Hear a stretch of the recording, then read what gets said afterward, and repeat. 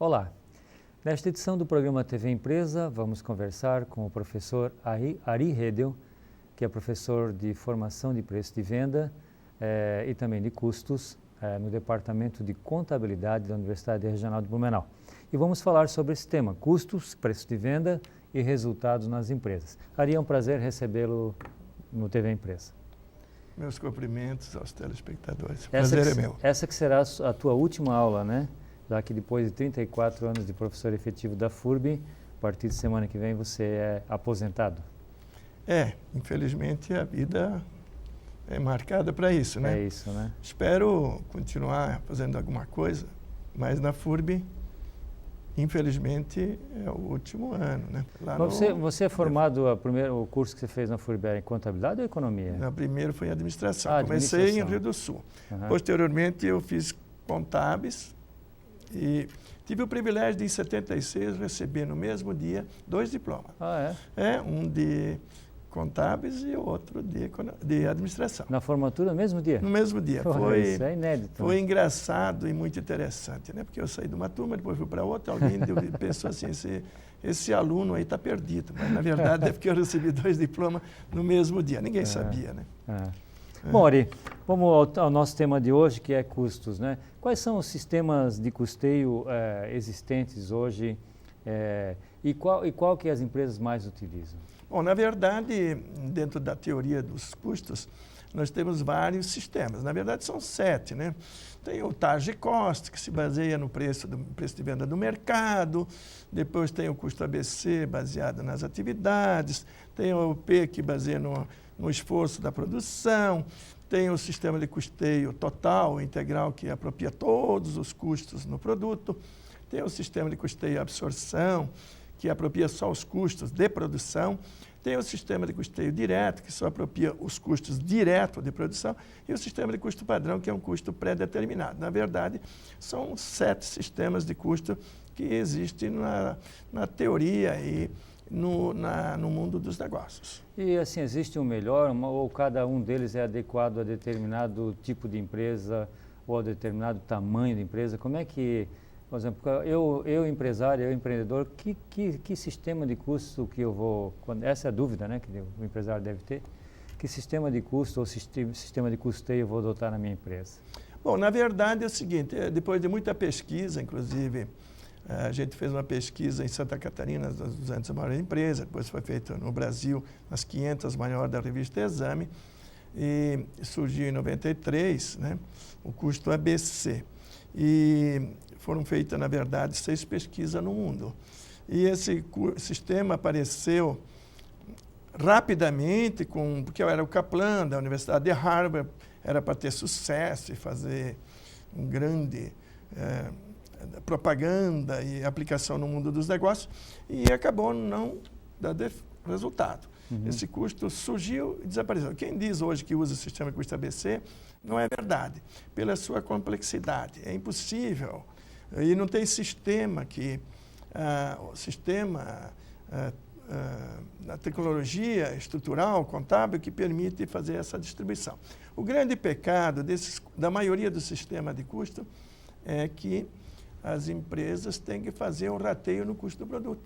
Hoje, as empresas modernas, empresas de classe mundial, e 100%, né? Só ler o livro do Sakurai sobre gerenciamento de custo no Japão, hoje é 100% e é um modelo moderno de custo. Também no custo existe uma modernidade. Se você fala em modernidade, até no futebol fala em modernidade, não vejo muita modernidade, mas fala-se. Então, a modernidade que existe no custo não se deve mais ratear custo fixo no produto. Isso é um desperdício muito grande. Além da sua subjetividade de rateio, implica em que as empresas deixam de tomar certas decisões até certo ponto. Mas aí, nesse caso de não ratear o custo, que me parece ser mais fácil, né? Pega o total do custo fixo, rateia e pronto.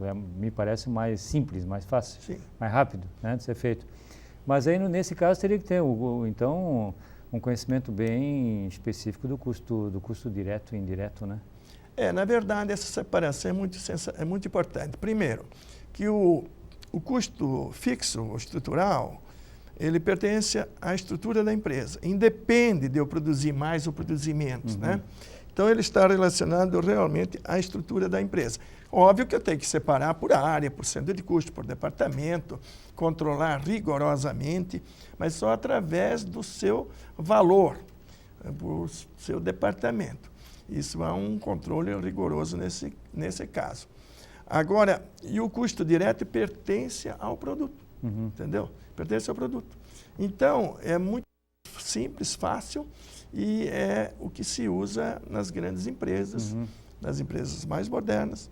E quem utiliza critério de relativo do custo fixo, por melhor que queira ser, como foi uma das colocações que o Kaplan fez, de fazer a distribuição do custo fixo com base na atividade, não surtiu efeito e ficou muito complexo. Nós temos um exemplo de uma empresa que é multinacional aqui em Blumenau, que não vou citar o nome por questão de ética, é que ela tentou 2 anos e desistiu logo, porque é muito complexo. E a empresa só tinha 400 de custo e 5 tipos de produto e 200 clientes, e não conseguiu fazer.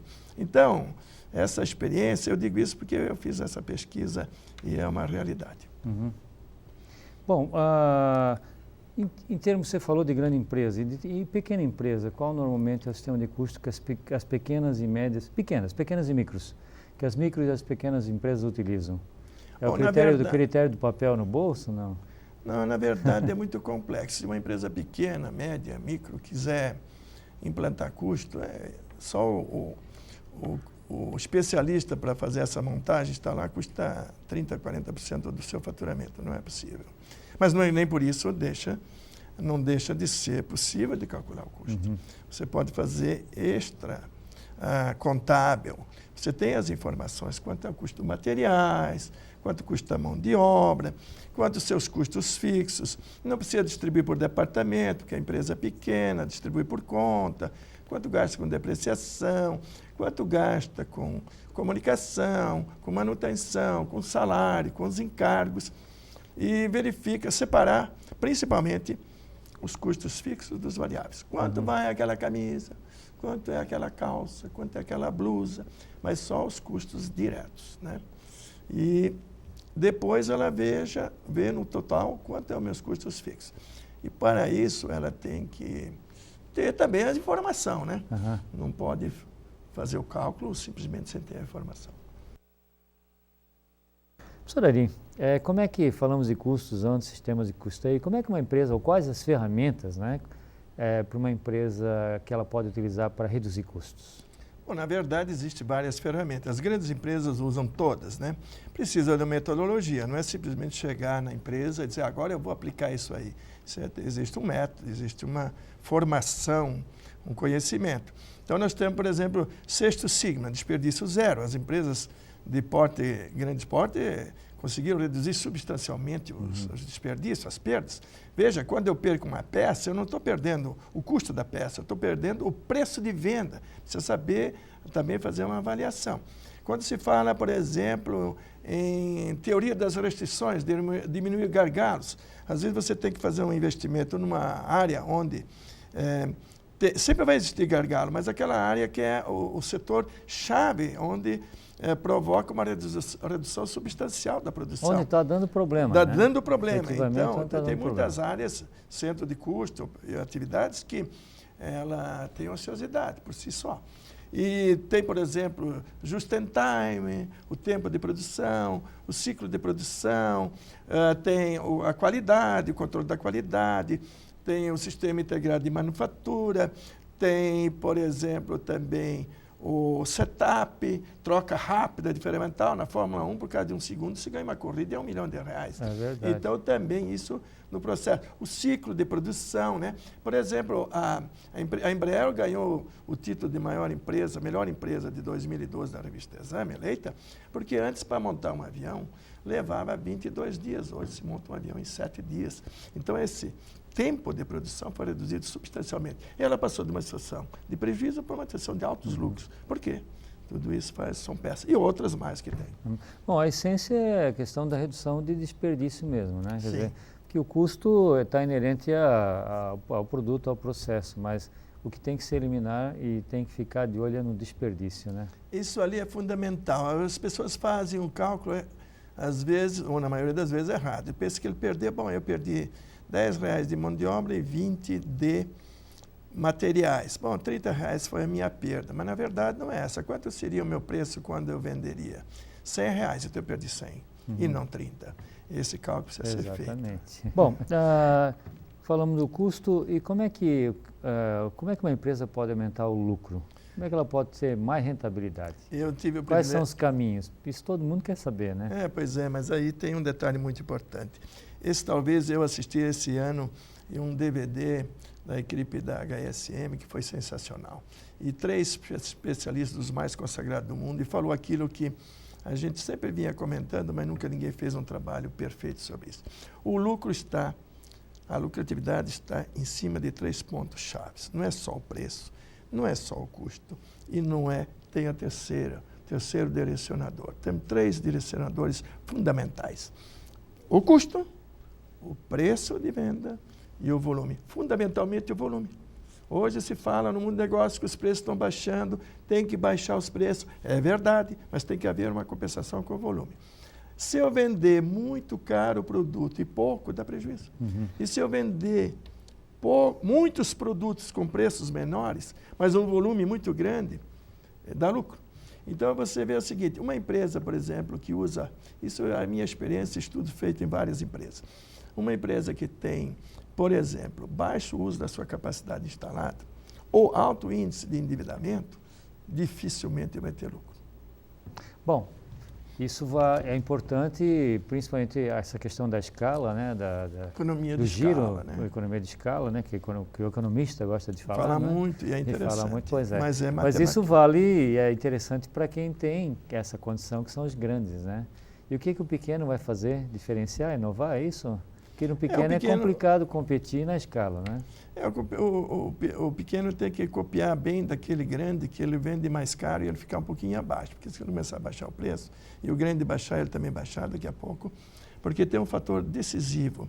Se o teu custo variável é muito alto, tem que aumentar o preço, não adianta. Senão pode triplicar o volume e não dá lucro. Exato. E se o teu custo fixo é muito alto, em razão provavelmente do uso baixo da capacidade instalada, então a participação do custo fixo passa a ter uma representatividade muito alta, e aí você tem que fazer o quê? Baixar o preço para tentar vender mais. Isso é matemático. Não adianta ficar fazendo estratégia sem olhar os números. É fundamentais os números. Então, eu quero ainda dizer o seguinte, que os custos nós temos que separar em 5 grandes grupos. Nós temos os custos diretos de produção, que é o básico. Usar o sistema de custo direto. E pode ser o padrão ou não, que é o custo pré-determinado. Nós temos que conhecer a característica desse custo, é o custo, a composição física dessa camisa. A segunda característica são as despesas variáveis, aí inclui-se os impostos, que é um percentual sobre as vendas, não sobre o custo.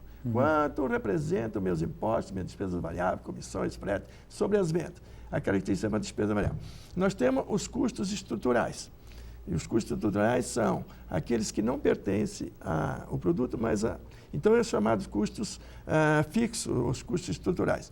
Aí são analisados por valor. E as despesas variáveis, as despesas de vendas, financeira, que está relacionada às dívidas, os empréstimos. Você tem que calcular quanto é o meu empréstimo e quanto é o juros sobre esse empréstimo. Então e com isso eu consigo, na quinta avaliação, formar o meu preço de venda com base da margem de contribuição, que tem que cobrir todos esses custos fixos. Bom, o senhor é professor de curso, preço de venda e, claro, para a formação do preço de venda é muito importante a questão da análise de custos, né? Mas algumas pessoas dizem, hoje não adianta mais formação de preço porque o preço é de mercado, né? Quer dizer, não adianta eu analisar meu custo, se eu tenho um custo mais alto, eu não vou poder mais vender mais caro que o meu concorrente. Como é que um profissional da área vê essa questão? Isso é verdade. Eu já tive alguns alunos que os alunos dizem, mas meu pai está aqui 30 anos, 40 anos e não precisa de professores para dizer que eu faço que eu estou tanto tempo. Só que ele está pequeno o tempo todo, ele podia ter ganho mais. Ou, até pouco tempo atrás, 60% das empresas no Brasil fechavam, porque o Sebrae está aí para mostrar, porque quebravam em 2, 3 anos. Então, é uma amostra que precisa de custo. Precisa. Porque o meu preço de venda ele tem que ter uma margem para cobrir meu custo fixo e um volume. Isso é matemático. Sem a matemática, não dá para fazer nada. E o preço de venda ele pode ser à vista, a prazo e com desconto. A cultura brasileira, você calcular o desconto no preço. Você dá o desconto, mas tem que colocar no preço. Você tem que ser esperto, coloca o desconto no preço, para agradar o cliente. Eu, por exemplo, não consigo comprar em lugar nenhum se eles não me dão desconto. Então, é cultura brasileira, então isso tem que prevalecer. Um desconto e um prazo maior, né? Prazo maior hoje está se compensando, né? Então, como o juro está um pouco mais baixo, então está se compensando com prazo maior. E aí precisa comparar o preço à vista e a prazo com outras lojas para ver se realmente esse não ter juro pode ser uma expertise do comerciante. Então, nessa questão, o custo passa a ser até mais importante, né? Na questão do preço, né? O custo é fundamental. O custo não dá. Se você começar... Eu tenho exemplo de 2 empresas que eles começaram a baixar o preço porque havia uma concorrência perfeita. De repente, foi obrigado a aumentar o preço porque mesmo vendendo 200% a mais não tinha lucro. Bom, professor, o senhor trouxe 3 livros aqui que o senhor está indicando para o telespectador, principalmente para quem é da área de negócio, acadêmico ou empresários, né? Então vamos passar. O primeiro é Abundância, o futuro é melhor do que você imagina, do Peter Diamandis e Steven Kotler. Está aqui, vou mostrar ao telespectador. Esse aqui trata de estratégia? Eu queria falar... Só temos mais 30 segundos, professor Ari. Então, pois é. Eu tive o privilégio de falar essa semana com o Dr. Leonardo Aguiar, de Blumenau, que ele é cirurgião plástico, e ele esteve na NASA, e onde ele acompanhou toda essa evolução. O futuro vai ser muito melhor que nós estamos vivendo. Então, esse mundo de abundância, a evolução tecnológica é tão grande que daqui a pouco tempo o nosso cérebro está ligado ao computador. E nós vamos começar a interligar entre as pessoas com o computador. Bom, o segundo livro que o professor Ari está indicando para leitura é Ruptura Global, do Ram Charan. Ram Charan é indiano, né? Muito famoso hoje no mundo dos negócios, né? É uma das pessoas mais consagradas no mundo. Ele não tem em casa, ele só vive em hotel, ele vive no mundo inteiro e sempre usa a mesma roupa. E ele é considerado a maior autoridade no assunto. Essa ruptura global é o seguinte: hoje o mundo dos negócios é assim, é o norte contra o sul. Nós, Brasil, estamos enfrentando um problema sério quanto ao norte. A Europa, Estados Unidos e o Japão. Nós até na política nossa estamos fazendo isso. É um problema muito sério porque nós estamos deixando de vender para esses países. Pode complicar a nossa situação. Okay. E o último livro indicado pelo professor Ari é Negocie para Vencer, do William Ury, também famoso autor, né? Negocie para Vencer.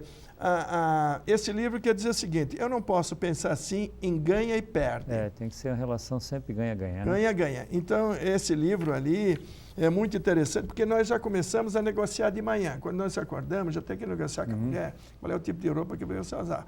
Depois o café, qual é o café que eu vou usar para... Negociação o dia todo. Negociação o dia inteiro. Imagina entre um cliente e um produtor. Então, a negociação é uma coisa que acontece todo dia e esse livro é extraordinário. Hoje, até para completar, ele sentiu a negociação com o Vietnã, a compra do Pão de Açúcar, por exemplo, a venda do Pão de Açúcar do Abílio Diniz, foi uma negociação difícil e hoje ele sente a maior dificuldade de negociar na Síria. Síria é o maior problema que ele enfrentou até hoje sobre negociação. Ok. Professor Ari, muito obrigado por sua vinda à TV Empresa. Parabéns pelos 34 anos de FURB, né? O senhor sempre muito bem-vindo aqui na universidade. Muito obrigado por toda a sua dedicação à Universidade Regional de Blumenau. Eu quero agradecer essa oportunidade e, ao mesmo tempo, não quero me despedir porque, afinal de contas, a vida continua, a gente está aí vivendo na universidade. Só é uma etapa. Eu só quero dizer o seguinte, que a minha felicidade é total em poder, durante tantos anos, desde o primeiro tijolo foi colocado na FURB até hoje, de poder conviver com os alunos, com os funcionários, com a reitoria e com todos os professores, que foi para mim uma vida dedicada com muito prazer e com muita honra. Muito obrigado, professor Ari. O programa TV Empresa é uma promoção do Centro de Ciências Sociais Aplicadas, do mestrado em Administração, do mestrado em Contabilidade e do doutorado em Ciências Contábeis e Administração da Universidade Regional de Blumenau. Muito obrigado pela sua audiência e até o nosso próximo encontro.